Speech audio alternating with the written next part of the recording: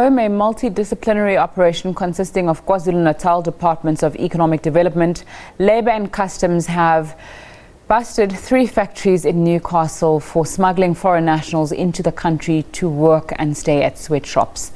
One factory owner has been arrested so far after 3 foreign nationals were found and confessed to having been smuggled into the country. They have also been arrested and await deportation. For more on this, we crossed to our reporter Sbongakonke Mbatha in Newcastle. Good afternoon, Sbongakonke. Tell us what's happening. A very good afternoon to you, Nzinga. Apparently this morning it was quite one day filled with a lot of activity as the multidisciplinary operation went through 3 factories where they discovered over 35 illegal immigrants. It was quite a task because at first hand one of the employers made it quite a difficult task for them to actually open up for the illegal immigrants to have been recovered. Initially when we first came, there were rumors that there was a tip-off that they received and they managed to move everyone outside one of the factories, and when we got there were only 2 people who claimed to have been the only employees in the factory. But upon further investigation by the police as well as the immigration office, they discovered that there was a tunnel where they were rushed off to immediately as soon as they heard that the authorities are coming in, the media is coming in, and upon further even extreme to a certain degree level of intervention, they later discovered that these people were actually put outside to wait until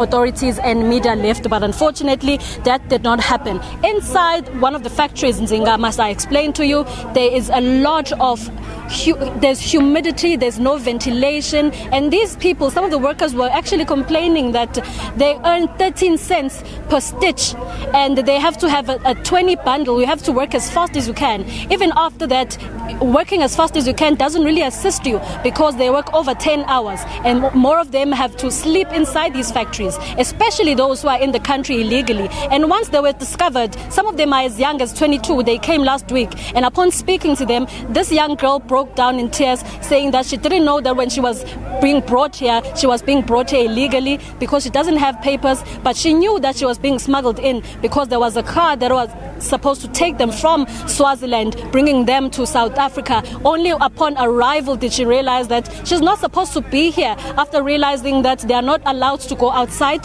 they never see the sun, they are always inside the factory, they eat, sleep and work inside the factory more than 10 hours for peanuts. Nzinga? Sbongakonke, what happens next?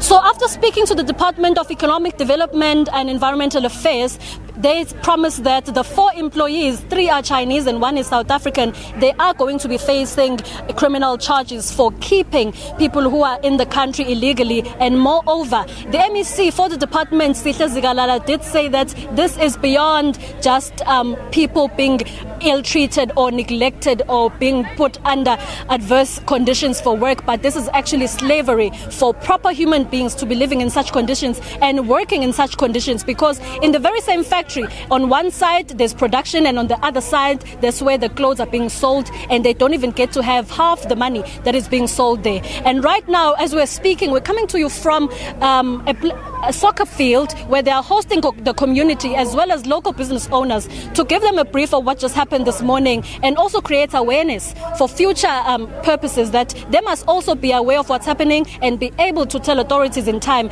if ever something like this happens, because it is reported that is happening in more than the factories that we managed to visit this morning.